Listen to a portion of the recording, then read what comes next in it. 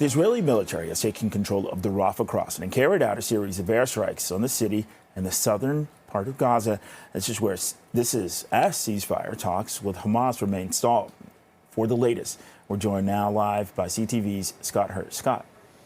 Hey, good morning, Bakari. And this ceasefire deal was brought forward by Qatari and Egyptian officials. And just to set the scene and lay the groundwork is that there have been negotiators working behind the scenes as this war has progressed for many months now, trying to come to a more permanent ceasefire deal. Of course, you'll remember that short-term ceasefire that took place soon after this war began, after the October 7th attack. And it was limited in its length and scope. So now Hamas has apparently accepted the terms of this latest ceasefire proposal.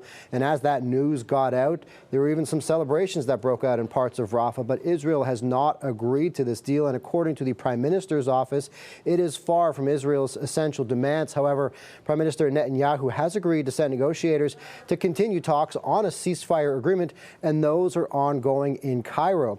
Here's more from Canada's Foreign Affairs Minister Mélanie Joly speaking about the need for a ceasefire in the region.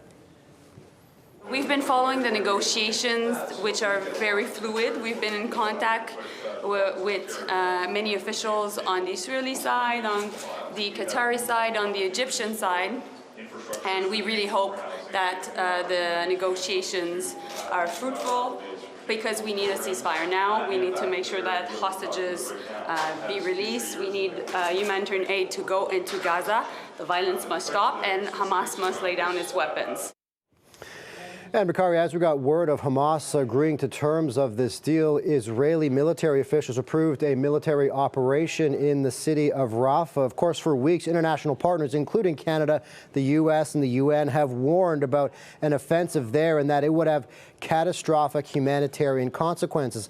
What we can tell you is that Israeli troops have taken control of the Gaza side of the Rafah crossing and conducted targeted strikes on the area at this point. It appears the move is short of the full-scale operation which had been threatened, but this is a vital link that we've been hearing about for many months now for humanitarian aid, and also leaves many questions and concerns, Bakari, from humanitarian groups as to where now displaced residents can go, as so many, more than 1 million, have converged on the area around Rafah, with many other areas unsafe to go because of the ongoing war, Bakari. Okay, CTV National Scott Hurst, thank you. Thanks, Bakari.